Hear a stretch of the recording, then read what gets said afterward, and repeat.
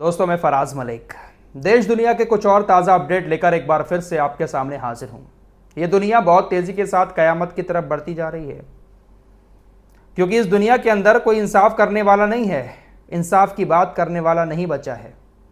बेगुनाह लोगों का कत्लेआम किया जा रहा है, भूख से तड़पाया जा रहा है, लेकिन दुनिया आंखें बंद करके तमाशा देख रही है। सबसे पहले बात गाज़ा की कर लेते हैं, उसके बाद और खबरें हैं उस पर बात करेंगे। गाज़ा का हाल दिन ब दिन बद से बदतर होता जा रहा है। इजराइल जहां मन चाह रहा है वहां पर हमला करके बेगुनाह लोगों को मार रहा है।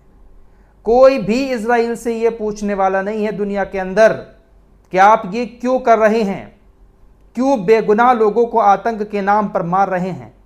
कोई पूछने वाला नहीं है, बस स्टेटमेंट जारी किए जाते हैं। अब तो वो भी बंद कर दिया है अरब के देशों ने। यूरोप के कुछ देश अब निंदा कर रहे हैं, लेकिन इजराइल की कान पर जूं नहीं रेंग रही है। यकीनन दोस्तों, दुनिया में कोई इंसाफ नहीं बचा है। इजराइल डिफेंस फोर्सेस ने कल रात गाज़ा के एक स्कूल पर हमला किया। इजराइल की सेना ने सारे घर तो उजाड़ दिए हैं गाज़ा के लोगों के, तो कहीं कहीं पर कुछ हॉस्पिटल्स या कोई स्कूल वगैरह बचे हैं जिनको इजराइल की सेना ने छोड़ दिया था। अब उन्हीं जगहों को शेल्टर हाउस बनाकर जिनके घर तबाह हो गए हैं उनको रखा जा रहा है। एक स्कूल में ऐसे ही कुछ लोग रुके हुए थे, शेल्टर हाउस बनाकर उनको रखा गया था जिनके घर तबाह हो गए। इजराइल डिफेंस फोर्सेज ने टारगेटेड उस स्कूल पर हमला किया और हमले में तकरीबन 46 लोगों की मौत हो गई, जिसमें ज़्यादातर बच्चे शामिल हैं। आतंक को ख़त्म करने के नाम पर मगरमच्छ के आंसू बहाते हुए पूरी दुनिया को यह दिखा रहा है कि हम आतंकियों को ख़त्म कर रहे हैं, और मार किसको रहा है इजराइल। पूरी दुनिया तमाशा देख रही है। यकीन मानो दोस्तों, आप लोगों को लगता होगा कि आप वीडियो बना रहे हैं, इतना इमोशनल होकर बात कर रहे हैं। ये फीलिंग दिखावे के तौर पर नहीं है दोस्तों। जब हम रिपोर्ट तैयार करते हैं तो बहुत सारी चीज़ें हमारे सामने आती हैं। उन सारी चीज़ों को देखकर, सारी बातों को सुनकर दिल छलनी हो जाता है। हम फील भी नहीं कर सकते उन चीज़ों को जो इस वक्त गाज़ा के मासूम बच्चे, बुजुर्ग और महिलाएं झेल रहे हैं। जिस हालात में इस वक्त वो अपनी ज़िंदगी गुजार रहे हैं दोस्तों, हम एक दिन भी उस तरीके से अपनी ज़िंदगी नहीं गुजार सकते। आज वो अपने टेंटों के अंदर सोए हैं, कोई पता नहीं होता है कि सुबह को उनकी आंख खुलेगी या रात को इजराइल बम गिराकर उनकी जान ले लेगा। सुबह को गाज़ा के बच्चों को एक निवाला खाना मिल गया है तो उनको शाम का कोई भरोसा नहीं होता है कि शाम को खाना मिलेगा या नहीं मिलेगा। सहायता को जाने ही नहीं दे रहा है इजराइल, लेकिन किसी भी देश की इतनी हिम्मत नहीं है कि सामने खड़े होकर इजराइल को यह कह सके कि कम से कम खाना पानी जाने की तो इजाज़त दें। फिलहाल गाज़ा इस वक्त एक ऐसे भयानक दौर से गुजर रहा है जिसको बयां कर पाना भी बहुत मुश्किल है। गाज़ा स्वास्थ्य मंत्रालय की तरफ से बताया गया है कि मार्च में जब सीज़फायर ख़त्म हुआ था, इजराइल और हमास के बीच जो सीज़फायर हुआ था, आप लोगों को याद होगा, तब से लेके अब तक, यानी मार्च से लेके अब तक 3785 लोगों को इजराइल मार चुका है। कल की वीडियो में आपको बताया था कि फ्रांस, ब्रिटेन और कनाडा लगातार चेतावनी दे रहे हैं, इजराइल को धमकियां दे रहे हैं कि अगर आपने गाज़ा पर लगाई हुई नाकेबंदी को नहीं खोला तो हम आपके ऊपर कानूनी एक्शन लेंगे। बहुत सारी चीज़ें इनकी तरफ से, देशों की तरफ से कही जा रही हैं। अब इजराइल ने पलटवार करते हुए कहा, इजराइल ने फ्रांस, ब्रिटेन और कनाडा जैसे देशों को धमकी देते हुए कहा है कि अगर आप फ़िलिस्तीन को मान्यता देते हैं तो वो एक तरफा रूप से पश्चिमी तट की बस्तियों और जॉर्डन घाटी पर कब्जा कर लेगा।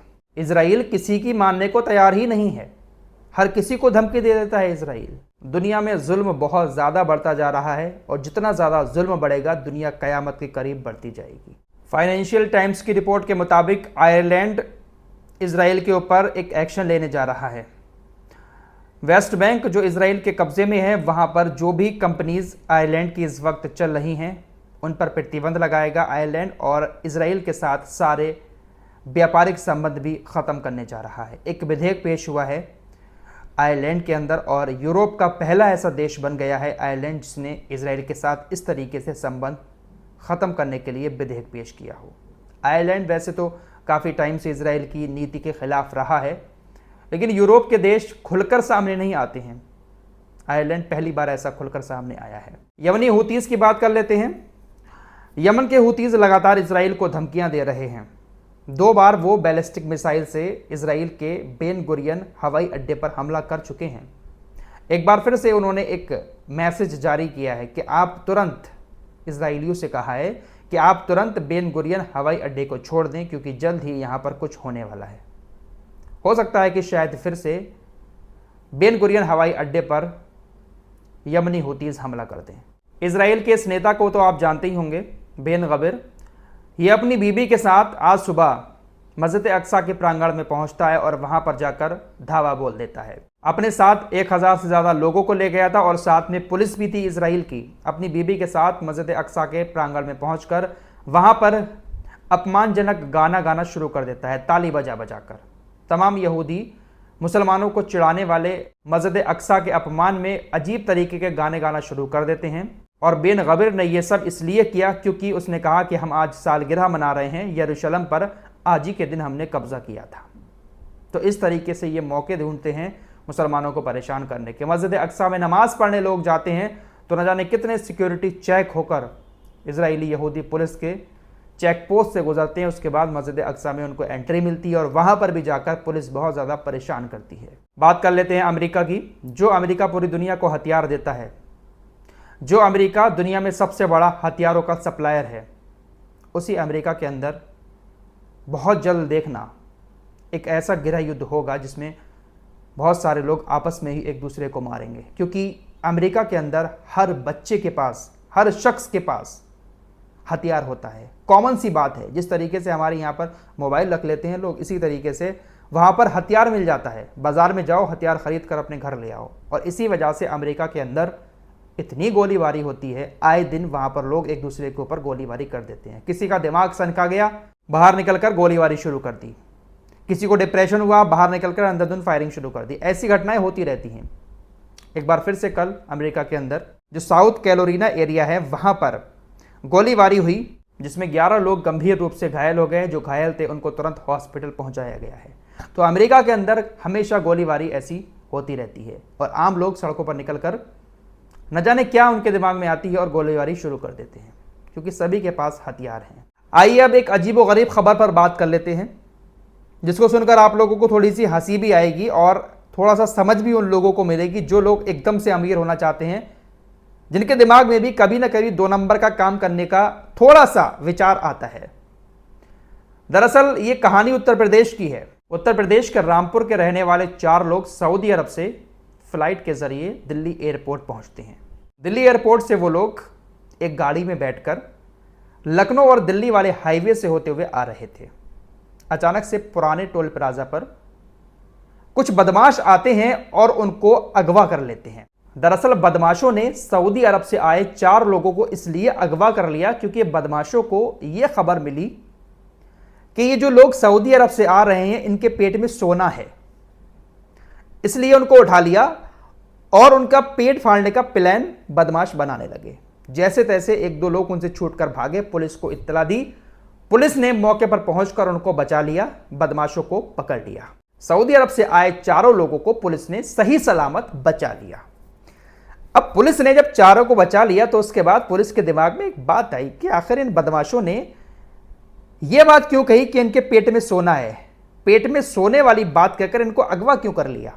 पुलिस को थोड़ा सा शक हुआ तो पुलिस ने 4 का अल्ट्रासाउंड कराया। एक हॉस्पिटल में ले गए, वहां पर अल्ट्रासाउंड कराया। अल्ट्रासाउंड में कुछ नहीं आया। पुलिस ने पहले जिस हॉस्पिटल में अल्ट्रासाउंड कराया था वहां पर कुछ नहीं आया, लेकिन पुलिस फिर भी मुतमईन नहीं हुई।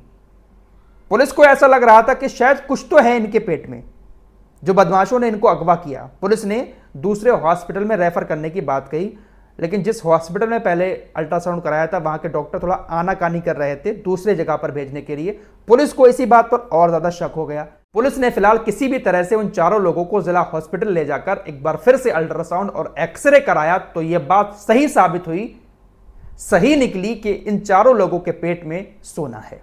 दरअसल इन 4 लोगों ने सोने के छोटे छोटे कैप्सूल बनाए और उसको निगल लिया पानी के साथ। अब मेटल जब पेट के अंदर जाता है तो वो गलता तो है नहीं जल्दी।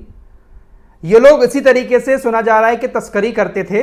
इन्होंने सोने के जो कैप्सूल बनाकर खाए, उस एक कैप्सूल का वजन तकरीबन 35 ग्राम है। पुलिस ने सबको हॉस्पिटल में भर्ती करा दिया और उनको अच्छा अच्छा खाना खिलाया जा रहा है, बिरयानी खिलाई जा रही है, कोल्ड ड्रिंक पिलाई जा रही है, केले खिलाए जा रहे हैं, जिससे उनको पॉटी आ रही है और पॉटी के रास्ते जो सोना है उनके पेट में वो बाहर आ रहा है।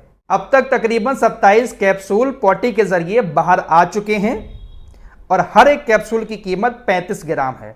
खबरों के मुताबिक 1 करोड़ रुपए तक का यह सोना बताया जा रहा है जो ये अपने पेट में छुपा कर लाए हैं। 27 कैप्सूल तो निकल चुके हैं। डॉक्टरों का कहना है कि अभी कुछ कैप्सूल और इनके पेट में हैं। खाना खिलाया जा रहा है, कुछ ऐसी दवाइयां खिलाई जा रही हैं जिसके जरिए इनको खुलकर आए और उसके जरिए उनको कैप्सूल मिल सके। तो लोग कैसी कैसी तरकीबें निकालते हैं एकदम से अमीर होने की। पेट में सोना लेकर आए, घर पर आकर पॉटी करते, उसमें निकलते रहते वो। यार अजीब चीज़ है। अब बदमाशों को भनक लग गई। बदमाश भी क्या होंगे, हो सकता है कि बदमाश पहले से ही इनको जानते हो कि ये लोग इस तरीके से तस्करी करते हैं। तो बदमाशों ने पेट नहीं फाड़ा, वो तो गनीमत रही, पुलिस मौके पर पहुंच गई। फिलहाल ये सब चल रहा है दुनिया के अंदर। ऐसा करने की कभी सोचिएगा भी नहीं। अमीर होने के लिए कभी भी 2 नंबर का काम मत करना। एक ना एक दिन पकड़ा जरूर जाता है 2 नंबर का काम करने वाला। इस रिपोर्ट में इतना ही। कुछ और खबरों के साथ फिर हाजिर होऊंगा। तब तक के लिए अपना ख्याल रखिएगा। अल्लाह हाफिज़।